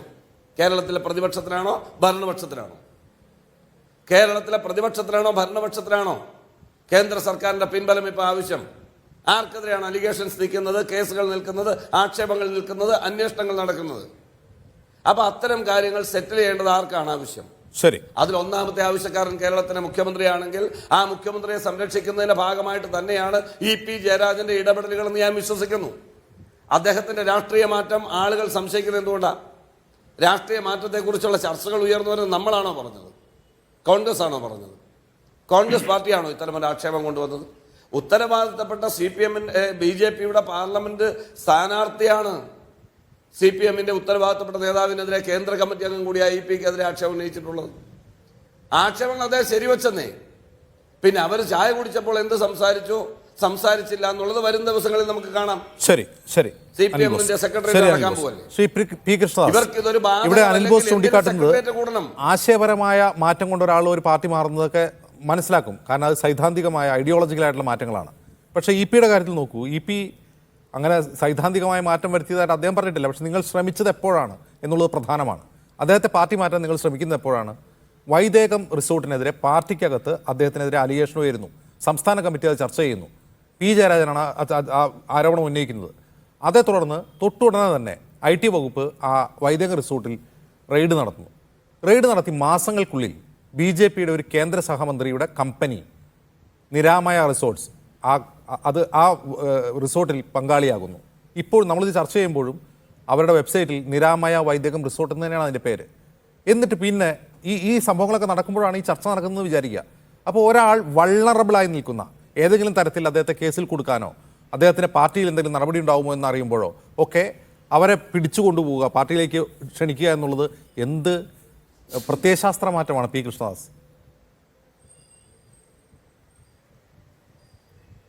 അജിംസെ, അതൊക്കെ കേരളത്തിൻ്റെ ബഹുമാനപ്പെട്ട പ്രതിപക്ഷ നേതാവ് തൽക്കാലത്തേക്ക് കിട്ടിയ ഒരു അവസരത്തിൽ ചില ആശയങ്ങൾ പുറത്തേക്ക് പറയാൻ വേണ്ടി അദ്ദേഹം ശ്രമിക്കുന്നു എന്നുള്ളത് മാത്രമാണ്. ഉദാഹരണത്തിന് അദ്ദേഹം മുഖ്യമന്ത്രിയെ ചേർത്തുകൊണ്ട് EP ജയരാജനെ ചേർത്തുകൊണ്ട് കേരളത്തിൽ അങ്ങനെ BJP-യുമായൊരു ഡീലിങ്സിന് ശ്രമിക്കുന്നു എന്നൊക്കെ പറയുക എന്ന് പറഞ്ഞാൽ അത് കോൺഗ്രസിൻ്റെ ഒരു സംസ്കാരത്തിൻ്റെയും രീതിയുടെയും ഭാഗമായി പറയുന്നതാണ്. ഇപ്പോൾ കേരളത്തിൽ കോൺഗ്രസിൽ നിന്ന് BJP-യിലേക്ക് വന്നിട്ടുള്ള ആളുകളെ നിങ്ങൾ നോക്കിക്കോളൂ. ശ്രീമതി പത്മജ വേണുഗോപാൽ, ശ്രീ അനിൽ K. ആൻ്റണി അടക്കമുള്ള ആളുകൾ അവർ BJP-യിലേക്ക് വന്നത് അവർക്കെതിരെ എന്തെങ്കിലും പ്രശ്നങ്ങളുള്ളത് കൊണ്ടാണോ? അവർ ഏതെങ്കിലും പ്രശ്നങ്ങളുടെ ഭാഗമായത് കൊണ്ടാണോ? അല്ലല്ലോ. അവരെല്ലാം ആ പ്രസ്ഥാനം വിട്ട് BJP-യിലേക്ക് വന്നിരിക്കുന്നു. നേരത്തെ ശ്രീ അബ്ദുള്ളക്കുട്ടി BJP-യിലേക്ക് വന്നു, BJP-യുടെ ദേശീയ വൈസ് പ്രസിഡന്റായി മാറി. അദ്ദേഹം BJP-യിലേക്ക് വന്നപ്പോൾ എന്തെങ്കിലും പ്രശ്നമുണ്ടായത് കൊണ്ടാണ്. അതുപോലെ തന്നെ നേരത്തെ കാഞ്ഞിരപ്പള്ളിയിൽ നിന്ന് MLA ആയിരുന്ന ശ്രീ അൽഫോൺസ് കണ്ണന്താനം BJP-യിലേക്ക് വന്നു ഇടതുപക്ഷത്ത് നിന്ന്. അദ്ദേഹത്തിന് എന്തെങ്കിലും പ്രശ്നമുണ്ടായത് കൊണ്ടാണ്. അപ്പോൾ കേരളത്തിൽ നിന്ന് നിരവധി ആളുകൾ, ഞാൻ ചില ഉദാഹരണങ്ങൾ ചൂണ്ടിക്കാണിച്ചു എന്ന് മാത്രമേ ഉള്ളൂ, നിരവധി ആളുകൾ കോൺഗ്രസിൽ നിന്നും BJP-യിൽ നിന്നും UDF-ൽ നിന്നും LDF-ൽ നിന്നുമൊക്കെ BJP-യിലേക്ക് വരുന്ന സാഹചര്യം ഉണ്ടായിട്ടുണ്ട്. അപ്പോൾ BJP-യിലേക്ക് വരുന്ന ആളുകൾ മുഴുവൻ അങ്ങനെ വരുന്നവരാണ്, അങ്ങനെ വരാൻ ശ്രമിക്കുന്നവരാണ് എന്ന് പറഞ്ഞാൽ അതിൽ എന്തെങ്കിലും വാസ്തവമുണ്ടോ?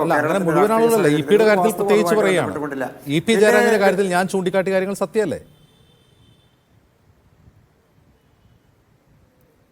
അല്ല, ഏതെങ്കിലും ഒരാൾക്കെതിരെ ഒരു IT ആക്ട് പ്രകാരം ഏതെങ്കിലും ഒരു നടപടിക്ക് IT വകുപ്പ് ഏതെങ്കിലും കൊറി ചോദിച്ചു, അല്ലെങ്കിൽ അവരെന്തെങ്കിലും വ്യക്തതയ്ക്ക് വേണ്ടി ചില കാര്യങ്ങൾ ചോദിച്ചു എന്നൊക്കെ പറഞ്ഞാൽ അതിൻ്റെയൊക്കെ പേരിൽ ആരെങ്കിലും രാഷ്ട്രീയം മാറുമോ?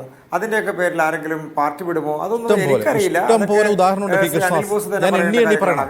എണ്ണി പറയണോ? ശാരദാ ചിറ്റ് ഫണ്ട് കേസിൽ CBI ചോദ്യം ചെയ്ത ഹിമന്ത ബിശ്വ ശർമ്മ നിങ്ങളിൽ ചേർന്നപ്പോൾ അസം മുഖ്യമന്ത്രിയാണ്. അഴിമതി കേസിൽ പ്രതിയേർക്കപ്പെട്ട അശോക് ചവാൻ കോൺഗ്രസ് വിട്ട് നിങ്ങളിൽ ചേർന്നിട്ടുണ്ട്. അജിത് പവാർ ചേർന്നിട്ടുണ്ട്. ഇനി ലിസ്റ്റ് നീളുകയാണ്, എനിക്ക് എണ്ണി പറയാൻ സമയമില്ല, അതുകൊണ്ടാണ്. പ്രഫുൽ പട്ടേൽ അജിംസ് പറഞ്ഞ പേരുകളും അജിംസ് പറയാത്ത പേരുകളും അല്ല ആയിക്കോട്ടെ, അജിംസ് പറഞ്ഞ പേരുകളും അജിംസ് പറയാത്ത പേരുകളും അടക്കമുള്ള ഒരാൾക്കെതിരെയും BJP യിൽ ചേർന്നു എന്നുള്ളതിന്റെ പേരിൽ അന്വേഷണം അവസാനിപ്പിച്ചു. അജിത് പവാറിന്റെ ഭാര്യയ്ക്കുമെതിരെയുള്ള അന്വേഷണം പ്രത്യേക സാമ്പത്തിക കുറ്റാന്വേഷണ ഏജൻസി മിനിയാന്നാണ് ഈ ഇലക്ഷന് 4 ദിവസം മുമ്പാണ് അവസാനിപ്പിച്ചു. ഹിമന്ത് ബിശ്വ ശർമ്മയ്ക്കെതിരെ പിന്നെ എന്തെങ്കിലും കേസ് ഉണ്ടായിട്ടുണ്ടോ? കേരളത്തില് എന്റെ കട്ടായി കേൾക്കുന്നില്ലേ ശ്രീ പി കൃഷ്ണദാസ്?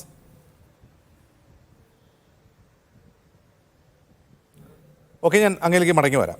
ശ്രീ ബൽദേവ് സച്ചിദാനന്ദൻ വൾണറബിൾ പൊസിഷനിലാണ് EP ജയരാജൻ. അത് BJP മനസ്സിലാക്കുന്നു പല രീതിയിൽ. ഒന്ന്, അദ്ദേഹത്തിൻ്റെ സീനിയോറിറ്റി അനുസരിച്ചുള്ള സ്ഥാനം പാർട്ടിയിൽ അദ്ദേഹത്തിന് ലഭിച്ചിട്ടില്ല എന്ന ഒരു പരാതി അദ്ദേഹത്തിൻ്റെ ഉള്ളിലുണ്ട്. അത് പരോക്ഷമായി അദ്ദേഹം പ്രകടിപ്പിച്ചിട്ടുണ്ട്.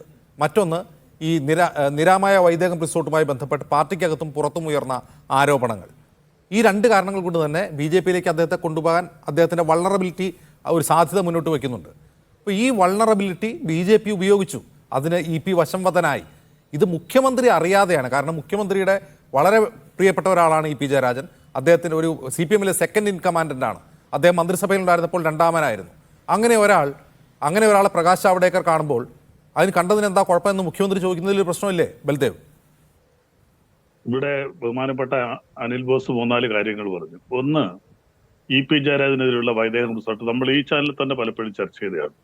അതിനകത്ത് EP ജയരാജനെതിരെ ആകെയുള്ളത് ഇൻകം ടാക്സുമായിട്ട് ബന്ധപ്പെട്ട ഒരു പ്രശ്നം മാത്രമേ ഉള്ളൂ. അല്ലാതെ മറ്റു ഇതിൽ എന്തെങ്കിലും സാമ്പത്തിക തിരിമറി നടത്തുകയോ PMLA കേസുകളോ ഒന്നും നിൽക്കുന്നതല്ല. വളരെ വ്യക്തമായ രേഖകൾ അദ്ദേഹം ഹാജരാക്കിയിട്ടുള്ളതാണ്. ആ കേസൊന്നും ഭയന്നൊന്നും അദ്ദേഹം പാർട്ടി വിട്ട് പോകേണ്ട കാര്യമില്ല. പിന്നെ കരുവന്നൂർ കേസിന്റെ കാര്യം നമ്മൾ ഒത്തിരി ചർച്ച ചെയ്താണ്. പിന്നെ പ്രധാനമായിട്ട് ലാവ്ലിൻ കേസിൽ ബഹുമാനപ്പെട്ട പിണറായി വിജയനെ 2013 ഉമ്മൻചാണ്ടി മുഖ്യമന്ത്രിയായിട്ടിരിക്കുന്ന സമയത്താണ് ട്രയൽ കോടതി അദ്ദേഹത്തിന് വെറുതെ വിടുന്നത്. ട്രയൽ കോടതി കേരളത്തിലാണ്. അതിനുശേഷം കേരള ഹൈക്കോടതി അദ്ദേഹത്തെ 2013 വെറുതെ വിട്ടു. ഇപ്പൊ കേരളത്തിലുള്ള ഒരു എനിക്ക് മനസ്സിലാവാത്ത ലോജിക്ക് ഇതാണ്. ഒരു കോൺഗ്രസ് നേതാവിനെതിരെ ഒരു IT ഏതെങ്കിലും കേന്ദ്ര ഏജൻസി ഒരു അന്വേഷണം നടത്തുക, അദ്ദേഹം ഇങ്ങനെ ഒന്ന് ചെയ്താൽ നിങ്ങൾ ഉറപ്പായും പറയും കേന്ദ്ര ഏജൻസിയെ വിട്ട് വിരട്ടി പാർട്ടി മാറാൻ ശ്രമിക്കുന്നു. കമ്മ്യൂണിസ്റ്റുകാരെ അങ്ങനെ ചെയ്യില്ല എന്നാണ് നിങ്ങൾ വിചാരിക്കുന്നത്? അല്ല, ഞാൻ അതിലേക്ക് വരല്ല. പിണറായി വിജയനെ കുറിച്ച് ഇപ്പോൾ പ്രധാനമായിട്ട് പറയുന്നത് EP ജയരാജൻ ചർച്ച നടത്തിയത് SNC ലെവൽ കേസിൽ നിന്ന് ഒഴിവാക്കാമെന്നാണ് പലരും പറഞ്ഞത്. SNC ലെവൽ കേസിൽ ട്രയൽ ഞാൻ ഒരു അഡ്വക്കേറ്റാണ്. 30 വർഷത്തിൽ കൂടുതലേ പ്രാക്ടീസ് അഭിഭാഷകനാണ്. ട്രയൽ കോടതിയും ഹൈക്കോടതിയും, എന്തായാലും കേരളത്തിലെ ട്രയൽ കോടതി ഹൈക്കോടതി അന്ന് കോൺഗ്രസ് ആണ് ഭരിക്കുന്നത് 2013. ആ ഹൈക്കോടതിയും ഒക്കെ വെറുതെ വിട്ട കേസിന്റെ അപ്പീലാണ് സുപ്രീം കോടതിയിൽ കിടക്കുന്നത്, CBI കൊടുത്ത അപ്പീൽ. അപ്പൊ അതിനകത്ത് ഇനി പ്രത്യേകിച്ച് എന്തെങ്കിലും എവിഡൻസ് ഉണ്ടെങ്കിൽ ഒന്നുകിൽ ട്രയൽ കോടതി ശിക്ഷിക്കണം, അല്ലെങ്കിൽ ഹൈക്കോടതി ശിക്ഷിക്കണം. അവർ അദ്ദേഹത്തെ വെറുതെ വിട്ട കേസാണ്. അതവിടെ നിൽക്കട്ടെ. പിന്നെ ഇവിടെ ബഹുമാനപ്പെട്ട EP ജയരാജൻ പറഞ്ഞു അദ്ദേഹം നട്ടലോടുകൂടി അദ്ദേഹം സമ്മതിച്ചു, ഞാൻ ചർച്ച നടത്തി, അദ്ദേഹം ഒഴിഞ്ഞു മാറില്ല. KPC പ്രസിഡന്റ് എന്താ പറയുന്നത്? അദ്ദേഹം പല പ്രാവശ്യം പറഞ്ഞല്ലോ, ഞാൻ RSSൽ പോകും, RSRക്ക് സംരക്ഷണം കൊടുക്കും, അവർക്ക് ഷാ കൊടുക്കാൻ സംരക്ഷണം കൊടുക്കും എന്നൊക്കെ പരസ്യമായിട്ട് പറഞ്ഞു. പക്ഷെ ഇപ്പോൾ ചോദിച്ചാൽ അദ്ദേഹം സമ്മതിക്കത്തില്ല. EP ജയരാജൻ സമ്മതിച്ചു, ഞാൻ BJP നേതാവുമായിട്ട് ഞാൻ ചർച്ച നടത്തി, അദ്ദേഹം എന്റെ മകന്റെ വീട്ടിൽ വന്നു, ചായ കുടിച്ചു, ഇതെല്ലാം നന്ദകുമാറിന്റെ വീട്ടിൽ പോയിരുന്നു, ഇതെല്ലാം അദ്ദേഹം അഡ്മിറ്റ് ചെയ്തു. അപ്പൊ അത് നട്ടലോടുകൂടി പറയാൻ ഒരു കമ്മ്യൂണിസ്റ്റുകാരനെ പറ്റൂ. ബാക്കിയുള്ളവർ എന്തുകൊണ്ട് പലതും കാണിച്ചിട്ട് പത്രക്കാർ ചോദിക്കുമ്പോഴോ പ്രതിപക്ഷ രാഷ്ട്രീയ പാർട്ടിക്കാർ അങ്ങനെ ഒരു ആക്ഷേപം ഉന്നയിക്കുമ്പോഴോ അതിന് എന്തുകൊണ്ട് അഡ്മിറ്റ് ചെയ്യുന്നില്ല KPC പ്രസിഡന്റ് ഉൾപ്പെടെയുള്ളവർ? ഒഴിഞ്ഞു മാറുകയല്ലേ ചെയ്യുന്നത്? അതിലൊരു പ്രശ്നവുമില്ല, അങ്ങനെ ഒരു ചർച്ചയിൽ ഒരു പ്രശ്നവുമില്ല എന്നാണ് മുഖ്യമന്ത്രി പറയുന്നത്. ഞാനും കണ്ടിട്ടുണ്ട് പ്രകാശ് ജാവ്ദേക്കറെ. എങ്കിൽ അത് പാർട്ടി കമ്മിറ്റി ചർച്ച ചെയ്യുമെന്ന് കേന്ദ്ര കമ്മിറ്റി അംഗം കൂടിയായ തോമസ് ഐസക് പറയുന്നത് എന്തുകൊണ്ടാണ്? അല്ല, അത് ഒരു ആരോപണം പാർട്ടിയുടെ കേന്ദ്ര കമ്മിറ്റി അംഗത്തിനെതിരെ പരസ്യമായിട്ടൊരു ആരോപണം വരുമ്പോൾ അത് ചർച്ച ചെയ്യണമല്ലോ. അതല്ലേ ഉൾപാർട്ടി ജനാധിപത്യം എന്ന് പറയുന്നത്. പാർട്ടി കമ്മിറ്റികളിൽ ചർച്ച ചെയ്യുമെന്നാണ് പറഞ്ഞത്. അല്ലാതെ നേതാക്കന്മാർ പരസ്പരം വിഴക്കെടുക്കുമെന്നല്ല പറഞ്ഞത്. കോൺഗ്രസിനകത്ത രീതി അതാണ്. ഓരോ നേതാക്കന്മാർ അവരുടെ അഭിപ്രായമായിട്ട് ഒരു കമ്മ്യൂണിസ്റ്റ് പാർട്ടിക്ക് ആ ഒരു രീതിയില്ല. ഒരു നേതാവിനെതിരെ ഒരു ആരോപണം വന്നാൽ അദ്ദേഹം പ്രവർത്തിക്കുന്ന പ്രധാനപ്പെട്ട ഘടകം ഏതാണോ ആ ഘടകത്തിൽ ചർച്ച ചെയ്യും. അത് അവിടെ മാത്രമല്ല ചർച്ച ചെയ്യുന്നത്. അതിനുശേഷം അത് സർക്കുലറായിട്ട് താഴോട്ട് വന്ന് താഴെയുള്ള കമ്മിറ്റികളിൽ ബന്ധപ്പെട്ട നേതാക്കന്മാർ വന്ന് അതിനെക്കുറിച്ച് വിശദീകരിക്കും. അത് കമ്മ്യൂണിസ്റ്റ് പാർട്ടിയുടെ രീതിയാണ്. ആർക്കെതിരെ ഒരു ആരോപണം വന്നാലും ആദ്യം ചർച്ച ചെയ്യുന്ന അദ്ദേഹം പ്രവർത്തിക്കുന്ന ഘടകത്തിലാണ്. അവിടുന്ന് കിട്ടുന്ന റിപ്പോർട്ടുകൾ താഴേക്ക് അത് ചർച്ച ചെയ്യപ്പെടും. അതാണ് കമ്മ്യൂണിസ്റ്റ് പാർട്ടിയുടെ രീതി. അത് തന്നെയാണ് തോമസ് ഐസക് പറഞ്ഞത്. EP ജയരാജനെതിരെ ആരോപണമുണ്ടെങ്കിൽ ഞങ്ങൾ അന്വേഷിക്കും, ചർച്ച ചെയ്യുമെന്നാണ് പറഞ്ഞത്. ചർച്ച ചെയ്യത്തില്ല എന്ന് തോമസ് ഐസക് പറഞ്ഞാൽ അത് കമ്മ്യൂണിസ്റ്റ് പാർട്ടിയല്ല. അദ്ദേഹം പറഞ്ഞത് ഞങ്ങൾ തീർച്ചയായിട്ടും ഇ.പി. ജയരാജനെതിരെയുള്ള ആരോപണം ഉണ്ടെങ്കിൽ അദ്ദേഹം ചർച്ച ചെയ്തിട്ടുണ്ടെങ്കിൽ അത് എന്തിനു വേണ്ടിയായിരുന്നു എന്ന് പാർട്ടി ചർച്ച ചെയ്യും. അതാണ് കമ്മ്യൂണിസ്റ്റ് പാർട്ടിയിൽ പറയുന്ന ഉൾപാർട്ടി ജനാധിപത്യം എന്ന് പറയുന്നത്. പാർട്ടിക്കകത്ത് ചർച്ച ചെയ്ത് തീരുമാനങ്ങൾ എടുക്കും. അതിനകത്ത് എന്തെങ്കിലും യാഥാർത്ഥ്യമുണ്ടോ എന്ന് അന്വേഷിക്കും. വൈദേഹം റിസോർട്ടിന്റെ പ്രശ്നങ്ങളും പാർട്ടി കമ്മിറ്റികൾ ചർച്ച ചെയ്താണ്. സ്റ്റേറ്റ് സെക്രട്ടേറിയറ്റ് മുതൽ ബ്രാഞ്ച് തലം വരെയായിട്ട് റിപ്പോർട്ട് വന്നിട്ടുണ്ട്. അതുപോലെ ഓരോ ഈ കാര്യങ്ങൾ ചർച്ച ചെയ്ത് വരുമ്പോൾ ഇതിനകത്ത് യാഥാർത്ഥ്യം പുറത്തു വരും. അപ്പോൾ ഒരു നേതാവിനെ കണ്ട് ഒരു ചായ കുടിച്ചു. മുഖ്യമന്ത്രി പറഞ്ഞ വളരെ വ്യക്തമല്ലേ? മുഖ്യമന്ത്രി പറഞ്ഞത് അദ്ദേഹത്തിന് ജാഗ്രത കുറവ് പറ്റിയല്ല, ഒരു പാർട്ടി കേന്ദ്ര കമ്മിറ്റി അംഗത്തിന്റെ കുടുംബത്തിന്റെ പേരിലുള്ള റിസോർട്ട് ഒരു BJP മന്ത്രിയുടെ കമ്പനി വാങ്ങുന്നതിൽ CPM ഒരു പാർട്ടി എന്ന നിലയിൽ പാലക്കാട് പ്ലീനത്തിലെ രേഖകൾ മുന്നിൽ വെച്ച് ഒരു പ്രശ്നവും കാണുന്നില്ലേ? ഇ.പി. ജയരാജന്റെ അദ്ദേഹത്തിന് നേരത്തെ അതിനകത്ത് ബന്ധമില്ല. അദ്ദേഹത്തിന്റെ ഭാര്യയുമായിട്ട് ശരിയാണ്, ഒരു കേന്ദ്ര കമ്മിറ്റി അംഗത്തിന്റെ ഭാര്യയുടെ പേരിലാണ് നിൽക്കുന്നത്. അദ്ദേഹത്തിന്റെ ഭാര്യയാണ് അതിലത്തെ പാർട്ണർ. അതിനകത്ത് അതൊരു വ്യവസായ സ്ഥാപനമാണ്. കമ്മ്യൂണിസ്റ്റ് പാർട്ടിയുടെ നേതാക്കന്മാർ വ്യവസായ സ്ഥാപനങ്ങൾ അങ്ങനെ തുടങ്ങാൻ പാടില്ല എന്നൊന്നും പറഞ്ഞിട്ടൊന്നുമില്ല. അവരൊരു വ്യവസായ സ്ഥാപനം നടത്തുന്നു. ആ വ്യവസായ സ്ഥാപനം മറ്റൊരു വ്യവസായ സ്ഥാപനം, ശരിയാണ് നിങ്ങൾ പറഞ്ഞ രാജീവ് ചന്ദ്രശേഖരന്റെ നിരാമയ എന്ന റിസോർട്ടുമായിട്ട് അവർക്ക് ടൈഅപ്പിൽ അവരിപ്പോൾ അതിനകത്ത് ആയുർവേദ റിസോർട്ട് നടത്തുന്നു. അതിനകത്തൊന്നും പാർട്ടി അതിനകത്ത് അങ്ങനെയുള്ള വ്യവസായങ്ങൾ നടത്തുന്നതും തെറ്റു പറഞ്ഞിട്ടൊന്നുമില്ല. പിന്നെ ഇ.പി. ജയരാജൻ നേരിട്ട് നടത്തുന്ന ഉദ്യമമല്ല. എന്നാൽ നിങ്ങൾ ചോദിക്കും ജയരാജന്റെ ഭാര്യയും മക്കളും ഒക്കെ അല്ലേ ആയിരിക്കാം. അപ്പൊ അതുകൊണ്ട് അതൊന്നും കമ്മ്യൂണിസ്റ്റ് പാർട്ടിയുടെ പ്രവർത്തന ശൈലിയിൽ വരുന്ന കാര്യങ്ങളല്ല. അതുകൊണ്ട് അതും പാർട്ടിയിൽ ചർച്ച ചെയ്തു. വൈദേഹ റിസോർട്ടുമായി ബന്ധപ്പെട്ട കാര്യങ്ങളെല്ലാം വളരെ വ്യക്തമായി തന്നെ അതിനകത്ത് ചർച്ച ചെയ്തു. അപ്പൊ അതിനകത്ത് വൈദേഹം റിസോർട്ട് എന്നുള്ള പ്രശ്നത്തിൽ അങ്ങ് ഡൽഹി മുഖ്യമന്ത്രി കേജ്രിവാളോ തമിഴ്നാട്ടിലെ മന്ത്രിയോ ഒക്കെ ജയിലിൽ പോയതുപോലെ അങ്ങനെയുള്ള PMLA പ്രശ്നം നിൽക്കുന്നില്ല. PMLA ആക്ടുമായിട്ട് ബന്ധപ്പെട്ടിരുന്ന യാതൊന്നും അതിനകത്തില്ല. അതിനകത്ത് ആകെയുള്ളത് ഇൻകം ടാക്സുമായിട്ട് ബന്ധപ്പെട്ട പ്രശ്നങ്ങളാണ്. കറക്റ്റ് ആയിട്ട് അത് ഞാനായാലും ഉണ്ടാകും. അതിനകത്തുള്ള വരവിനനുസരിച്ച് ഇൻകം ടാക്സ് കൊടുത്തിട്ടില്ലെങ്കിൽ തീർച്ചയായിട്ടും ടാക്സ് കൊടുക്കാൻ നമ്മൾ ബാധകമാണ്. അത് മാത്രമേ ഉള്ളൂ വൈദേഹ റിസോർട്ടുമായിട്ടുള്ളത്. അല്ലാതെ നമ്മളിവിടെ പറയുന്നത് ഈ പറഞ്ഞ കരുവന്നൂർ കേസിനകത്തായാലും ശരിയാണ്, CPM നേതാക്കന്മാർ പങ്കില്ലാതെ ഞാൻ പറയുന്നില്ല. അത് പ്രാദേശിക നേതാക്കന്മാരാണ്. അവര് ചോദ്യം ചെയ്യുന്നുണ്ട്. ക്രൈംബ്രാഞ്ച് കേസിൽ പ്രതിയാക്കിയിട്ടുണ്ട്. അതിൽ കൂടുതൽ വരെ ED വന്ന കേസിൽ പ്രതിയാക്കി. അതൊന്നും CPM സംസ്ഥാന നേതാക്കന്മാരിലേക്കോ പിണറായിലേക്കോ വരുന്ന പ്രശ്നങ്ങളൊന്നുമല്ല. അപ്പൊ അതിനൊന്നും അത് മാത്രമല്ല അത് വരുന്നത് ഇ.പി. ജയരാജനുമായി അതിനകത്ത് യാതൊരു ബന്ധവുമില്ല. അദ്ദേഹം അതിനൊന്നും പാർട്ടി മാറി BJP-യിലേക്ക് പോകേണ്ടത് യാതൊരു സാഹചര്യം അതിഥികളിലേക്ക് വളരെ പെട്ടെന്ന് ശരിയാണ്.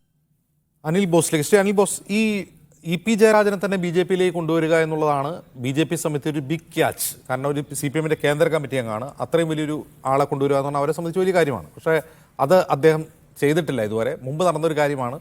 അദ്ദേഹം ഭീഷണിയെ തുടർന്ന് പിന്മാറി എന്നാണ് ശോഭാ സുരേന്ദ്രൻ പറയുന്നത്. അതിനുശേഷം ഈ പറയുന്ന പ്രകാശ് ജാവ്ദേക്കർ കാണാൻ ചെല്ലുമ്പോൾ അത്തരം കാര്യങ്ങൾ, രാഷ്ട്രീയ കാര്യങ്ങൾ സംസാരിക്കേണ്ട എന്ന് പറഞ്ഞാൽ അദ്ദേഹം ഒഴിഞ്ഞു മാറിയെന്ന് അദ്ദേഹം തുറന്നു പറയുകയാണ്. എന്നെ കാണാൻ വന്നിരുന്നു, പക്ഷേ ഇത്തരം കാര്യങ്ങൾ എന്നോട് സംസാരിക്കേണ്ട എന്ന് തുറന്നു പറയുകയാണ് അദ്ദേഹം. അപ്പോൾ അങ്ങനെ പറയുന്ന ഇ.പി. എന്തിനാണ് അവിശ്വസിക്കേണ്ടത്?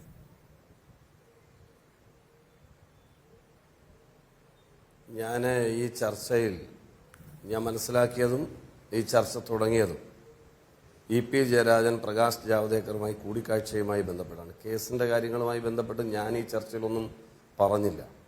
ഞാൻ പറഞ്ഞത് പാർട്ടി വിട്ടു പോകുന്ന ആളുകൾ ഏത് പാർട്ടിയിൽ നിന്നാണെങ്കിലും ആശയപരമായി പോകുന്നത് സംഭവിക്കാറുണ്ട്. പക്ഷേ അനവസരത്തിൽ ആവലാതികൾ പരിഹരിക്കാൻ പോകുന്നത് പ്രശ്നമാണെന്ന് മാത്രമേ പറഞ്ഞുള്ളൂ. അല്ല ഇ.പി. ജയരാജനെതിരെ ഏതെങ്കിലും ED അന്വേഷിക്കുന്നൊന്നും ഞാൻ ഈ ചർച്ച പറഞ്ഞിട്ടില്ല. ഒന്ന്, സാധാരണ ഇത് വളച്ച് മറ്റൊരു ഇടത്തേക്ക് കൊണ്ടുപോകാൻ ശ്രമിക്കുക. ഞാൻ ചോദിക്കട്ടെ, പ്രകാശ് ജാവ്ദേക്കർ എന്ന് പറയുന്ന കേന്ദ്രമന്ത്രി 2021 അദ്ദേഹത്തിൻ്റെ സ്ഥാനം ഒഴിഞ്ഞതാണ്. അതറിയാമോ?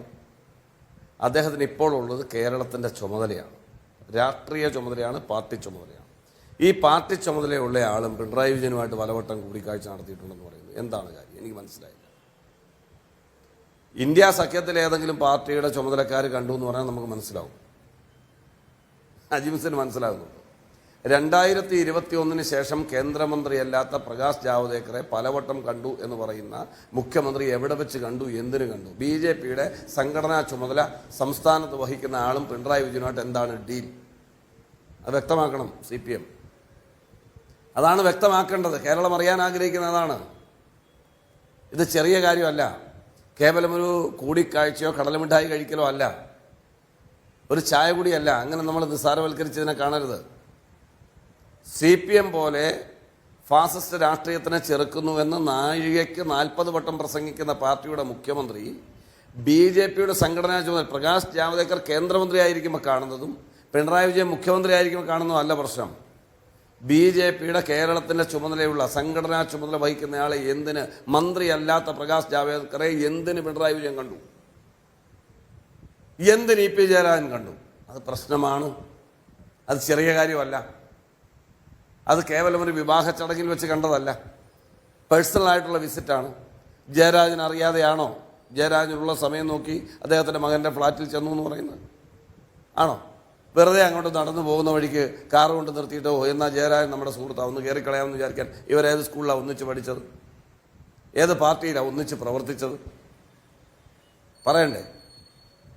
ഒരു മന്ത്രി കേന്ദ്രമന്ത്രിയെ കാണുന്ന നമുക്ക് മനസ്സിലാവും, ഒരു മുഖ്യമന്ത്രി കേന്ദ്രമന്ത്രിയെ കാണുന്ന മനസ്സിലാവും, പൊതു ചടങ്ങുകളിൽ അവർ സംവദിക്കുന്നത് നമുക്ക് മനസ്സിലാവും. ഇവിടെ അതല്ല പ്രശ്നം. ഇവർക്ക് അങ്ങനെ ലഘൂകരിച്ച് കൈ കഴുകി മുന്നോട്ട് പോകാൻ കഴിയില്ല. 1% പോലും ഇവർക്ക് പോകാൻ കഴിയില്ല. ഇത് കൃത്യമായ നെഗോസിയേഷനാണ്. അത് എന്തുകൊണ്ടാണ് ഞാനത് പറയുന്നത്? എന്തുകൊണ്ടാണ് അത് പറയുന്നത്? പുറത്തു വരുന്ന വാർത്തകളെല്ലാം നമ്മൾ കേൾക്കുന്നു, നമ്മൾ കാണുന്നു. ആ കാണുന്നതിന് യാഥാർത്ഥ്യമെന്നുണ്ട്. ഇവിടെ ഹൈക്കോടതിയിലെ കേസും ട്രയൽ കോടതിയിലെ കേസും നമ്മൾ ചർച്ച ചെയ്തു. ആ ഒരു കാര്യം ചെയ്യും, ഹൈക്കോടതിയും ട്രയൽ കോടതിയും കേസ് നടത്തി വെറുതെ വിട്ടു. അവിടെ സുപ്രീം കോടതി കേസ് കേൾക്കേണ്ടതാണോ? എനിക്ക് മനസ്സിലായില്ല. എന്തേ ട്രയൽ കോടതിയും ഹൈക്കോടതിയും വിട്ട കേസ് ഇത്രയും തവണ സുപ്രീം കോടതി മാറ്റിവെക്കുന്നു? വേറെ ഏതെങ്കിലും കേസ് ഈ ഇന്ത്യയുടെ ചരിത്രത്തിൽ ഇത്രയും നാൾ നീക്കി വെച്ചിട്ടുണ്ടോ? ഉണ്ടോ? വെറുതെ അങ്ങ് നമ്മൾ ചർച്ചയിൽ ജയിക്കാൻ വേണ്ടി വർത്തമാനം പറഞ്ഞു പോയിട്ട് പുതിയ തെളിവുകളൊന്നും കിട്ടാത്തതുകൊണ്ടാണ് ദിശമാറി പോയിട്ട് കാര്യം. പുതിയ തെളിവുകളൊന്നും കിട്ടാത്തതുകൊണ്ടാണ് CBI അത് മാറ്റിവെക്കാൻ സമ്മതിക്കുന്നതെന്നാണ് പറയുന്നത്. പുതിയ തെളിവ് കിട്ടിയില്ല. ഇത് മനസ്സിലാക്കൂ. സുപ്രീം കോടതിയെ സംബന്ധിച്ചിടത്തോളം കോടതിയിൽ നമ്മൾ ഫയൽ ചെയ്യുന്ന ഒരു കേസ്, അത് ഫയൽ സ്വീകരിച്ചു കഴിഞ്ഞാൽ ഡിഫക്റ്റ് ഇല്ലെങ്കിൽ ഡിഫക്റ്റ് ക്ലിയർ ചെയ്ത് കഴിഞ്ഞാൽ എത്ര സിറ്റിങ്ങിലേക്ക് പോകുമെന്നാണ് നിങ്ങൾ വിചാരിക്കുന്നത്? എത്ര സിറ്റിങ്ങിലേക്ക് പോകുമെന്നാണ് വിചാരിക്കുന്നത്? പരമാവധി. ഇത് ലാവ്ലിൻ കേസ് മാറ്റിവെച്ചതുപോലെ ഒരു ചരിത്രമില്ലാന്ന് ഇവർ പറയുന്ന പോലെ ട്രയൽ കോടതിയും ഹൈക്കോടതിയും വെറുതെ വിട്ടതാണെങ്കിൽ അത് അവിടെ ബോധ്യപ്പെടുത്തിയാൽ പോരെ? എന്താ ബോധ്യപ്പെടുത്താത്തത്? എന്തിനാ മാറ്റിവെക്കുന്നത്? അപ്പം അത് മറ്റൊരു വിഷയം. ഇവിടുത്തെ പ്രശ്നം എന്താ? ഇവിടുത്തെ പ്രശ്നം വളരെ ക്ലിയറാണ്. ഞാൻ വീണ്ടും ആവർത്തിക്കുന്നു. 2021 ശേഷം കേന്ദ്രമന്ത്രി അല്ലാത്ത, മന്ത്രിസഭയിലില്ലാത്ത പ്രകാശ് ജാവ്ദേക്കർ എന്ന് പറയുന്ന BJPയുടെ പാർട്ടി പ്രവർത്തകൻ, പാർട്ടിയുടെ സംസ്ഥാന ചുമതലക്കാരൻ, അദ്ദേഹത്തെ എന്തിന് പിണറായി വിജയൻ പലവട്ടം കണ്ടു, എവിടെ വെച്ച് കണ്ടു, എന്തിന് കണ്ടു? വ്യക്തമാക്കേണ്ട കേരളത്തിലെ പൊതുസമൂഹത്തോട്. EP ജയരാജൻ എന്തിന് കൂടിക്കാഴ്ച നടത്തി? എന്താണ് ഇവർ തമ്മിലുള്ള ഡീൽ?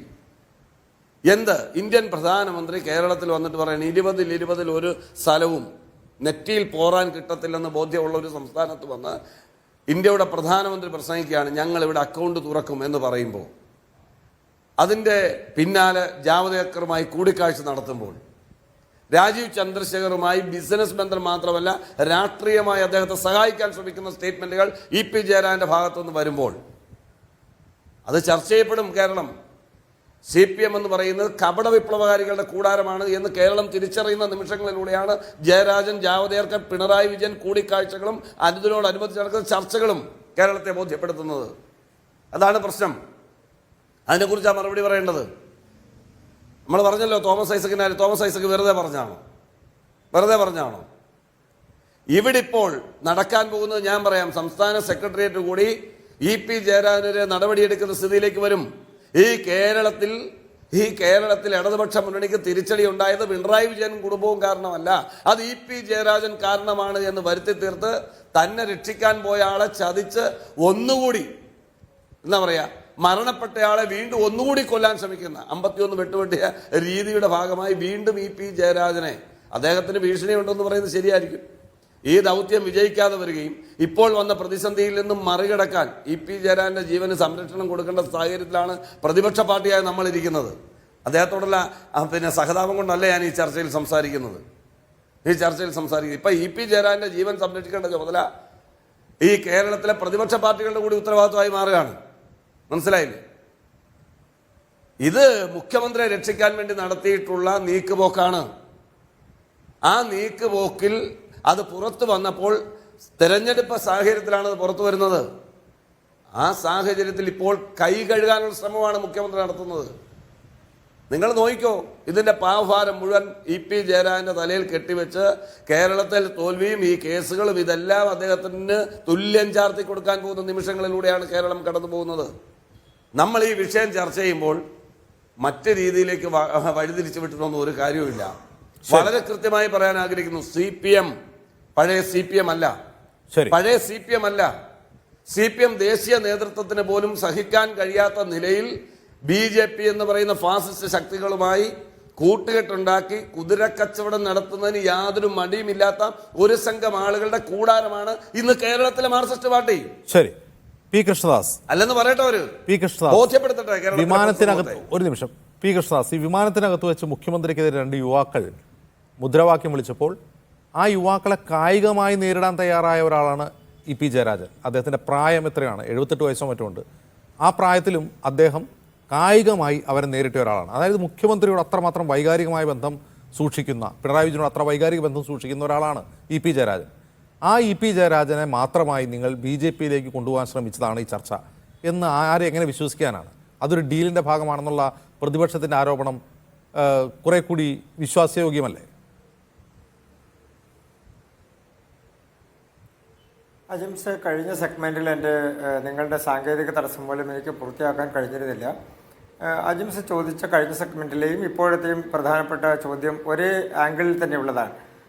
ഞാൻ എൻ്റെ ഒരു ഭാഗമൊന്ന് പറയാൻ ആഗ്രഹിക്കുന്നത്, ശ്രീ അനിൽ ബോസിനെ പോലെയുള്ള കോൺഗ്രസിൻ്റെ സമുന്നതരായ നേതാക്കന്മാർ അവർ അവരുടെ പാർട്ടിക്കകത്ത് കഴിഞ്ഞ കാലഘട്ടങ്ങളിൽ BJPയിലേക്കും അതുപോലെ തന്നെ ഇടതുപക്ഷത്തേക്കും പോയിട്ടുള്ള നേതാക്കന്മാരെക്കുറിച്ച് ഒന്ന് ഓർക്കുന്നത് നല്ലതാണ്. ഇപ്പോൾ ലാവ്ലിൻ കേസുമായി ബന്ധപ്പെട്ടുകൊണ്ടാണ് ഇപ്പോൾ പ്രതിപക്ഷ നേതാവും ശ്രീ അനിൽ ബോസ് എല്ലാം ഒരു ആരോപണം ഉന്നയിക്കുന്നത്. അങ്ങനെയാണെങ്കിൽ ആ ലാവ്ലിൻ കേസ് ശ്രീ പിണറായി വിജയനെ വെറുതെ വിട്ട അല്ലെങ്കിൽ ഒഴിവാക്കി കൊടുത്ത കാലഘട്ടം ഏതായിരുന്നു? ഏത് കാലഘട്ടത്തിലാണ് അതെല്ലാം നടന്നിട്ടുള്ളത്? ശ്രീ ഉമ്മൻചാണ്ടി അടക്കമുള്ള ആളുകൾ മുഖ്യമന്ത്രിമാരായിരുന്ന കാലഘട്ടത്തിൽ എന്താ സംഭവിച്ചിട്ടുള്ളത് ആ കേസുകൾക്ക്? അതിനുശേഷം അപ്പീൽ പോയോ? UPA ഗവൺമെൻറ്റിൻ്റെ കാലഘട്ടത്തിൽ അതിനെതിരെ അപ്പീൽ പോയോ?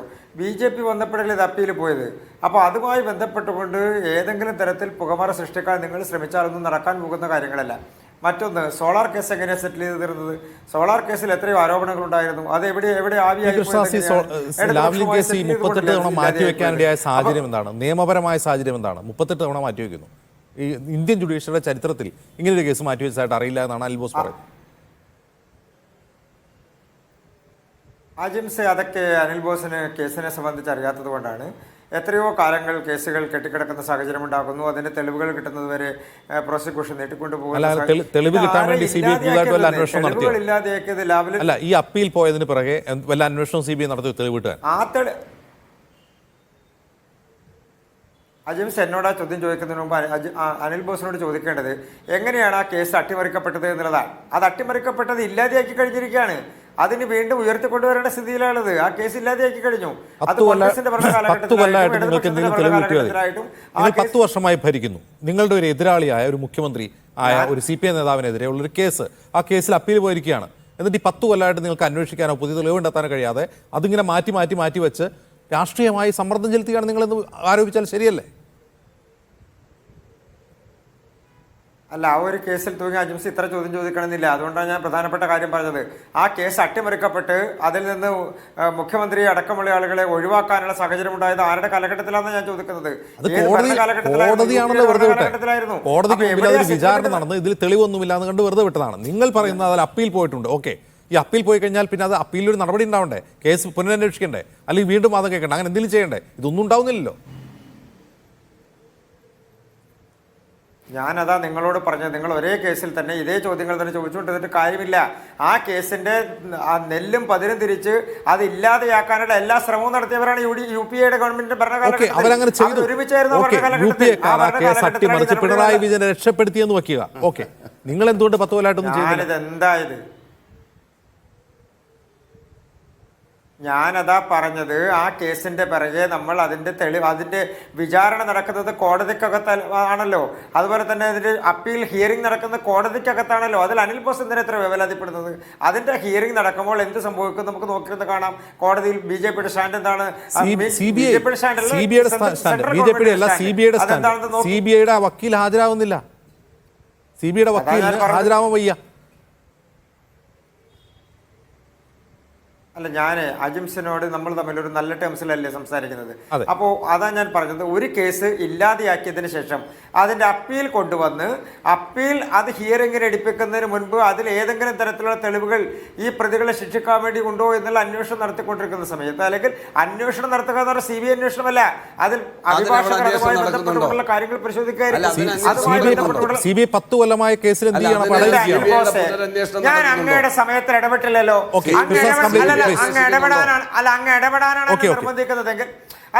അങ്ങ് ഇടപെടാനാണ് നിർബന്ധിക്കുന്നതെങ്കിൽ കള്ളത്തരം കാണിച്ച് ആ കേസിൽ നിന്ന് രക്ഷപ്പെടുത്തി കൊടുത്തത് ആരാണ് എന്നുള്ളത് അങ്ങ് ആദ്യം പറ. ആരുടെ ഭരണ കാലഘട്ടത്തിലാണ് ആ കേസിൽ നിന്ന് വിടുതലുണ്ടായത്? ഏത് ഗവൺമെന്റ് ആയിരുന്നു കേന്ദ്രത്തിൽ ആ സമയത്ത് അധികാരത്തിലുണ്ടായിരുന്നത്? UPA ഭരണ കാലഘട്ടത്തിലല്ല ഇതെല്ലാം നടന്നത്, ഞങ്ങളുടെ ഭരണ കാലഘട്ടത്തിലാണോ? അങ്ങനെ എത്രയോ കേസുകളിൽ BJP നേതാക്കളെ വിട്ടയക്കപ്പെട്ടിട്ടുണ്ട് UPA ഭരിക്കുമ്പോൾ. ഒരു നിമിഷം പി. കൃഷ്ണദാസ്, അമിത്ഷായ്ക്കെതിരെ ആഭ്യന്തരമന്ത്രി അമിത്ഷായ്ക്കെതിരെ അതിലും വലിയ കുറ്റങ്ങൾ ഉണ്ടായിരുന്നു. അതും UPA കാലത്താണ് വിട്ടയച്ചത്. അതും കോൺഗ്രസ്സുകാർ വിട്ടയച്ചതാണോ? കോൺഗ്രസ്സുകാർ ഒത്തുകളിച്ച കേസില്ലാതാക്കിയതാണോ? കൃഷ്ണദാസ്, ബിജെപിയാണ് എല്ലാ സിസ്റ്റത്തെയും നിയന്ത്രിക്കുന്നത്.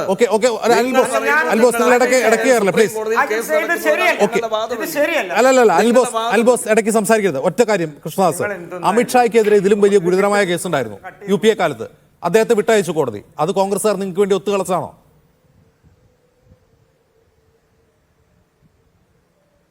കൃഷ്ണദാസ്, അങ്ങ് പോവാണോ?